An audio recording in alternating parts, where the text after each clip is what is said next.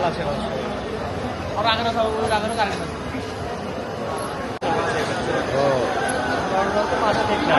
প্রশ্ন করবে।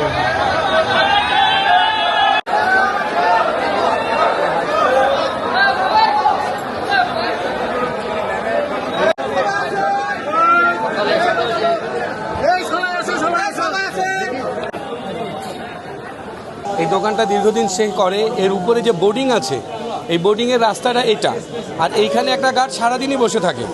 এই বোর্ডিং সংশ্লিষ্ট যারা আছে, এইখানে এই দোকানটা ভেঙে, এই যে দোকানটা দেখছেন, এই দোকানটার ভিতর দিয়ে ভেঙে, এই পারের ওয়াল ভেঙে, তারপরে তার ভিতরে ঢুকে যা কিছু ছিল সমস্ত কিছু চুরি করে নিয়ে, ডাকাতি করে নিয়ে সে আরামে বেরিয়ে চলে গেছে।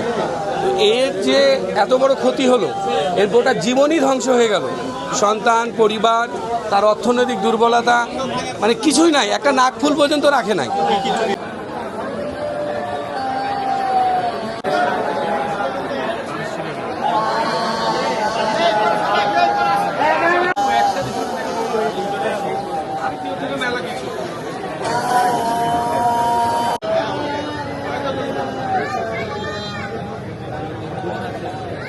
পরিবার ও ব্যক্তিগত